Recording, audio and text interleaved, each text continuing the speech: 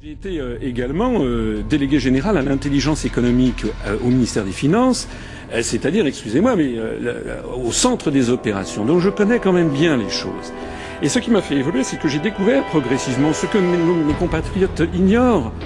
C'est que la quasi-totalité des décisions stratégiques qui sont prises en France, que ce soit en matière économique, sociale, monétaire, budgétaire, sont prises par l'Union européenne. C'est de ça qu'il s'agit, c'est de ça que je souhaite parler. Les sujets de fond ne sont pas abordés. Parce qu'il y a un sujet de fond qui n'est pas abordé, c'est que nous allons élire des gens qui n'ont pratiquement plus de pouvoir. Voilà. Et la réalité de la situation, elle est là. Si je propose aux Français de sortir de l'Union européenne, ce n'est pas par nostalgie, ce n'est pas par xénophobie, bien entendu, c'est pour rétablir en France la démocratie. Si vous me permettez de prendre un exemple, on parle beaucoup, l'exemple de Florange par exemple, qui défraie l'actualité aujourd'hui, on parle beaucoup des fermetures d'usines. Énormément de Français se plaignent, vous savez que nous perdons actuellement 800 emplois par jour ouvrable. Une usine en France ferme quasiment tous les jours, on a perdu 900 usines en 3 ans. Alors, que disent les candidats, dits grands candidats à la présidentielle? Ils font des promesses, ils disent « je vais lutter contre ci », mais ça tout le monde peut faire des promesses. Tout le monde peut dire « je vais lutter contre ça ». Qu'est-ce qui, moi, me distingue de tous les autres? C'est que je dis aux Français, nous n'avons plus le pouvoir de nous y opposer parce qu'il y a l'article 63 et l'article 32 du traité sur le fonctionnement de l'Union européenne qui organise les délocalisations. L'article 63 interdit toute restriction aux échanges de capitaux. Ça veut donc dire que M. Hollande, si M. Hollande est élu, puisque tous les médias font en sorte que M. Il est en tête des sondages, en tout cas. Voilà. Oui, mais vous savez, c'est ce que les Américains appellent les prophéties autoréalisatrices. C'est-à-dire qu'à force de dire que M. Hollande va être élu, il va finir par être élu. Mais je donne rendez-vous à mes concitoyens, en particulier aux concitoyens de gauche, pour dans 6 mois ou dans 1 an. Et dans 6 mois ou dans 1 an, ils diront « Ah, mais on ne comprend pas, il fait la même politique que Sarkozy ». Non, ce qu'il faut comprendre, c'est que nous avons désormais, nous élisons, si j'ose dire, des marionnettes, des gens qui n'ont plus le vrai pouvoir. Le vrai pouvoir, il est à la Banque Centrale Européenne à Francfort, à la Commission Européenne à Bruxelles et au Fonds Monétaire International et à l'OTAN à Washington. Depuis des années, de l'extrême gauche à l'extrême droite, tous les dirigeants politiques s'accordent pour dire que l'Union européenne ne fonctionne pas correctement. Tous les partis politiques, sans exception, se présentent aux élections avec comme promesse, au choix, la refondation de l'Europe, l'avènement d'une autre Europe, ou bien sûr, le fameux projet de changer d'Europe.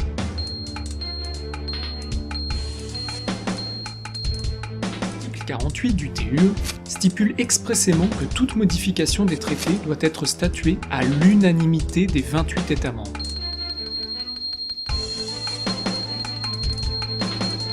Les 28 gouvernements des 28 pays membres devraient donc tomber d'accord au même moment pour qu'un traité soit modifié. La probabilité d'avoir au même moment 28 gouvernements de gauche n'est finalement plus que de 0,0000004%.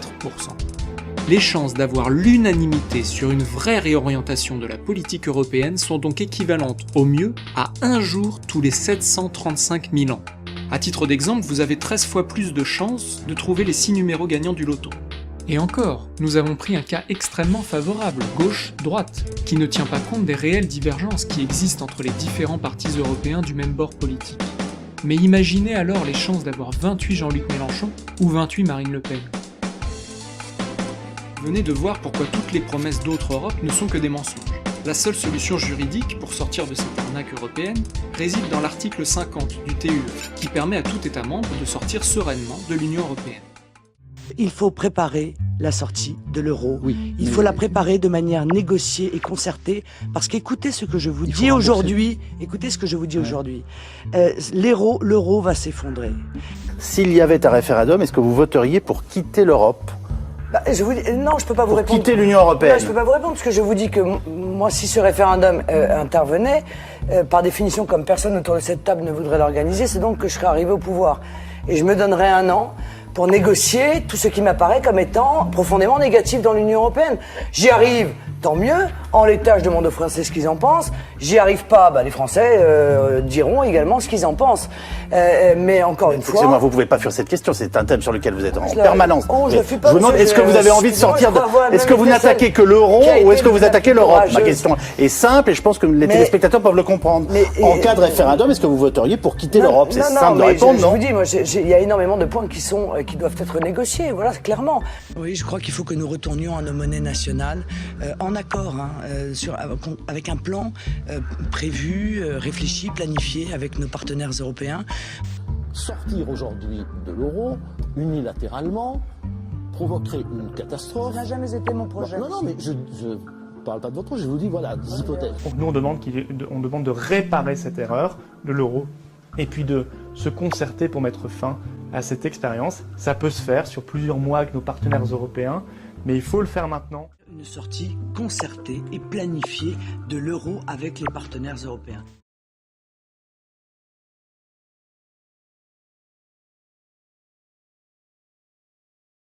Au cœur de l'Europe, la politique passe après l'économie. Les lois de Bruxelles sont implacables.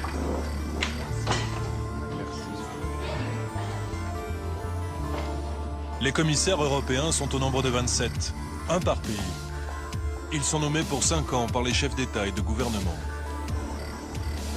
Au fil des crises, les États européens ont transféré de plus en plus de pouvoir à ces commissaires.